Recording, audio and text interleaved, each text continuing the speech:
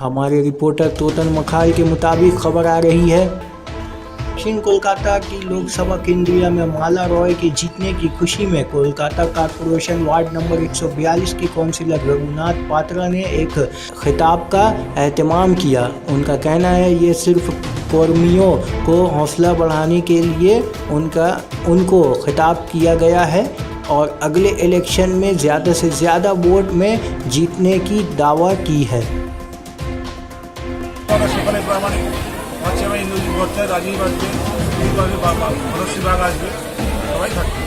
सब জায়গায় ভরাডুবি প্রায় আপনার এখানে কি তেমন কিছু আছে ব্যাপার? তার আজই পাইনি আমরা দক্ষিণ কলকাতার লোকসভা কেন্দ্র এবং দক্ষিণবঙ্গে তার আজ পাই।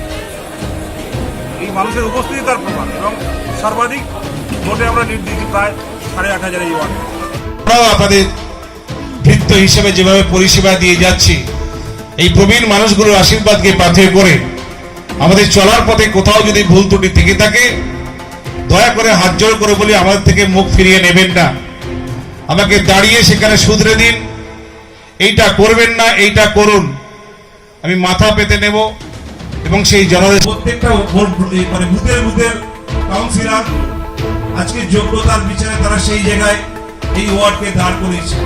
সারা ভারতবর্ষ ব্যাপী যে বিপর্যয় শুরু হয়েছে সেই অবক্ষয়কে রক্ষা করার জন্য এই সৈনিকদের অবদান কম নয়।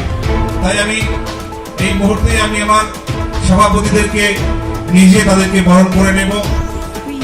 285 ওয়ার্ডের আমাদের যে সভাপতি প্রদীপ সর্দার ওনাকে সামনে দড়ি এবং স্মারক তুলে দিচ্ছেন আমাদের প্রিয় পৌরপিতা রঘুনাথ পাত্র। এরপর 286 ওয়ার্ডের প্রেসিডেন্ট অপরেশ মাকাল ওনাকে সামনে আসার জন্য অনুরোধ করছি।